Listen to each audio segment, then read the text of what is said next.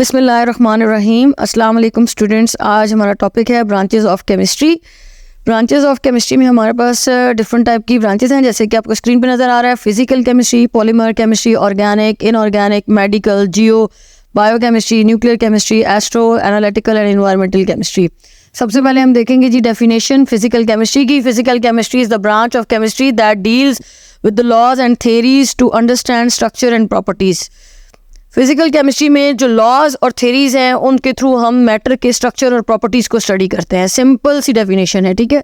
अगर डेफिनेशन को देखें तो इसके नाम से इसके दो पार्ट्स हैं। Physical chemistry means first part physics से रिलेटेड है और सेकंड क्या है, वो केमिस्ट्री है। अब ये फिजिक्स और केमिस्ट्री का जो कॉम्बिनेशन है ये कैसे पता चलेगा?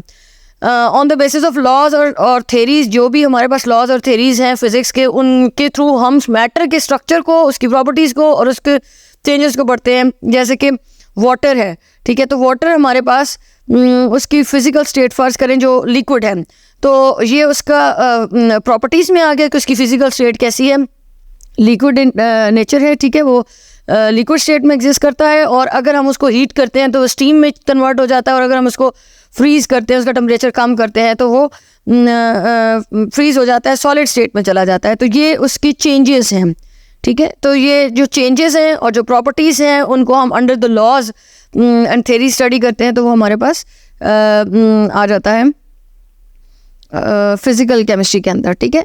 अच्छा, अब हम देखते हैं कि कौन से लॉज हैं जो कि हमारे पास डिफरेंट जो हमारे पास लॉज हैं जो फिज़िक्स के, वो कौन कौन से हैं। उसमें से कुछ की एग्जांपल्स जो हैं वो मैंने यहाँ पर आपके सामने रखी है। Law of conservation of mass and energy है, गैसेस लॉ जैसे बॉयल्स एंड चार्ल्स लॉ है, Newton law of motion, Coulomb's law. ये सारे लॉज को यूज़ करके जब हम मैटर को स्टडी करते हैं, उसके स्ट्रक्चर को, उसकी प्रॉपर्टीज़ को, उसके चेंजेस को, तो वो हमारे पास फिजिकल केमिस्ट्री कहलाती है।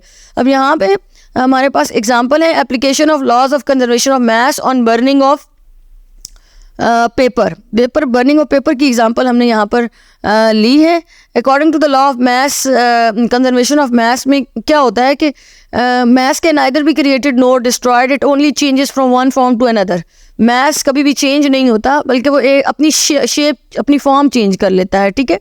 जैसे कि पेपर की एग्जांपल है, अगर हम पेपर को देखें, एक पीस ऑफ पेपर ले लें और उसका वेट कर लें, उसका मास ले लें, ठीक है, और फिर उसको बर्न कर दें। बर्निंग से पहले वो पेपर है और इसका एक पर्टिकुलर मास है, लेकिन जब हम उसको बर्न कर देते हैं तो वो किस में चेंज हो जाता है, वो आपको स्क्रीन पर नज़र आ रहा है। बर्निंग का प्रोसेस भी नज़र आ रहा है, और फाइनली जो ऐश और मॉइस्चर है जिसमें वो चेंज हो रहा है वो भी आपको नज़र आ रहा है। यानी फाइनल स्टेट आफ्टर बर्निंग क्या है, ऐश एंड मॉइस्चर है। तो अब ऐश और मॉइस्चर और कार्बन डाइऑक्साइड, ये तीनों चीज़ों का कलेक्टिव जो मास है वो इक्वल है किसके, पेपर के।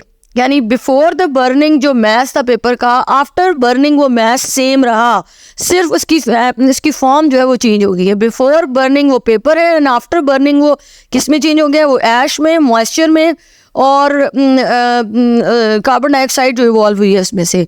तो ये इस तरह से लॉ ऑफ कंजर्वेशन ऑफ मास हमने अप्लाई किया, किस पे, हमने मैटर पे अप्लाई किया।